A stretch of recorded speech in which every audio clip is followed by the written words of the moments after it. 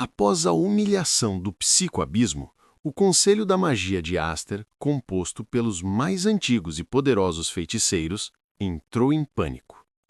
Eles precisavam de uma resposta válida para a anomalia de Anne. Se uma herdeira sem magia podia superar os desafios arcanos, a própria fundação ideológica de Aster estava em risco. O Conselho convocou Anne para uma série de testes mágicos exaustivos, um interrogatório científico e místico de sua própria existência. Caelos e o rei supervisionavam cada etapa, impacientes e curiosos. O que foi constatado era estranho, e cada teste apenas aprofundava o enigma. Os feiticeiros usaram encantamentos de rastreamento de aura, cristais de detecção de energia e a própria luz do orbe arcano. O veredito era unânime. Anne não possuía nenhum resquício de traço mágico. Ela era um ser insignificante sem magia, uma falha estatística na distribuição de poder do mundo.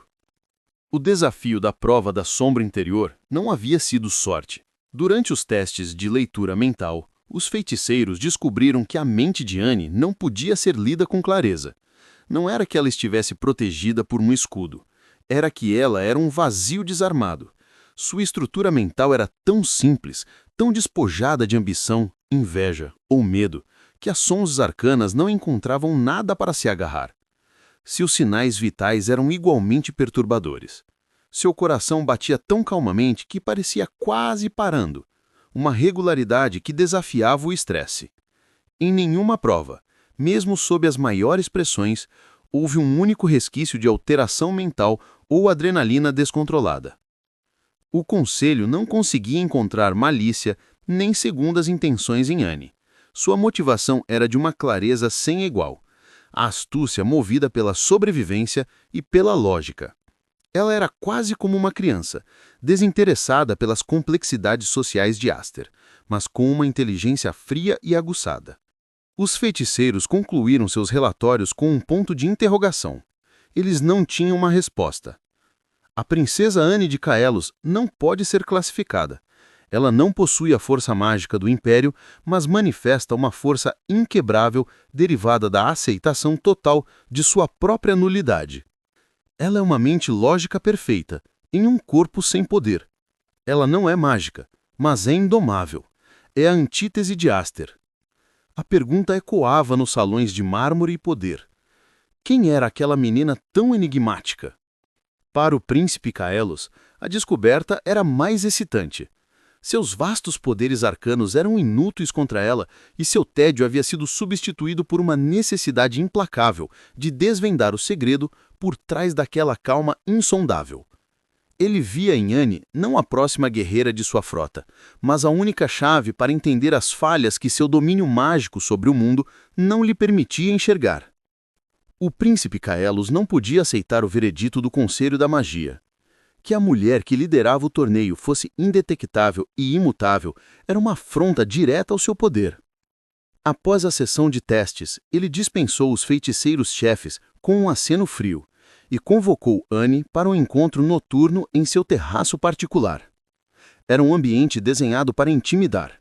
O terraço se estendia sobre a capital Astra, banhado pela luz fria do grande orbe arcano. A brisa da noite era gelada, e Caelos, envolto em sua aura de dualidade elemental, fez questão de que o ar ao seu redor estivesse carregado de poder latente. Os sábios do meu império a consideram um erro, princesa de Caelos. Não tem respostas para a sua calma. Caelos começou, com sua voz como o atrito do gelo. Ele estava em pé, imponente, observando-a. Anne permaneceu imóvel. Seus olhos negros observavam o panorama de Astra, sem fixar o príncipe como seu foco principal, tratando-o novamente como uma peça poderosa, mas previsível do cenário. Os sábios do senhor procuram magia onde só há lógica alteza. Rebateu Anne com sua indiferença habitual. Minha calma é apenas a aceitação da minha realidade. Não há mistério. Caelos estreitou os olhos. Ele havia tentado intimidá-la com palavras, com status e com a ameaça implícita da morte. Nada funcionou. Havia apenas uma coisa que ela não podia ignorar: o poder bruto de Aster. Você disse que não tem medo, declarou Caelos, e um sorriso de crueldade controlada surgiu em seus lábios. Eu tenho o poder de desfazer a própria realidade, e isso deve inspirar medo. Ele não deu aviso. Em um movimento rápido e fluido, Caelos invocou o ápice da magia de gelo. Uma parede de gelo cristalino surgiu do chão, cercando Annie em 3 lados e subindo 10 metros de altura. O ar na pequena área caiu para temperaturas glaciais, criando uma neblina densa. O objetivo não era matá-la, mas quebrá-la psicologicamente através do confinamento e do frio que só ele podia gerar.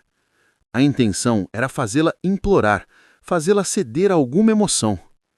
O frio cortou a pele pálida de Annie como lâminas, mas ela não gritou.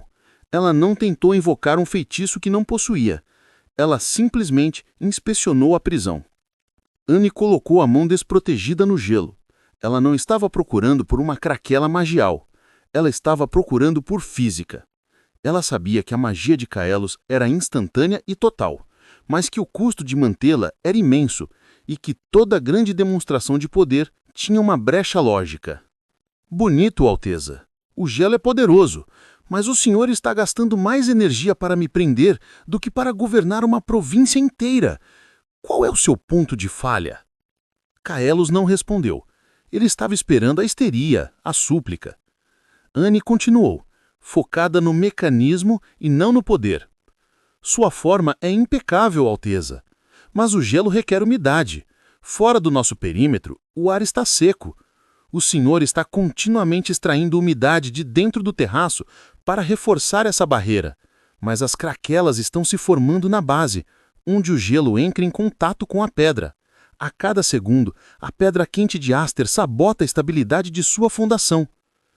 Ela não estava falando com um príncipe, estava diagnosticando um problema de engenharia.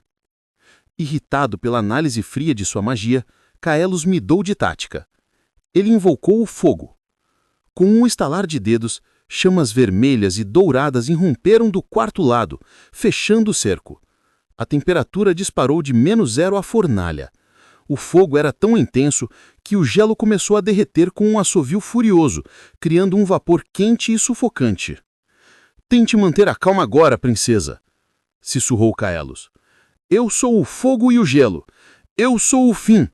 Você não tem controle aqui. O corpo de Annie ficou tenso, mas seus olhos negros permaneceram lúcidos, cortando o calor. Controle? Claro que não, Alteza. Eu não tenho controle sobre o senhor ou sua magia, admitiu ela com a honestidade desarmante que o enlouquecia. Mas o senhor tem um problema muito maior agora. Ela apontou para o teto de gelo que se derretia e para a parede de fogo. O gelo e o fogo são opostos. O senhor os colocou em conflito direto. O gelo gera vapor. O vapor retém o calor do fogo, e isso faz com que a pedra abaixo de nós atinja o ponto de ebulição mais rápido. Não estou preocupada com o calor, Alteza. Estou preocupada com a estrutura do seu próprio palácio.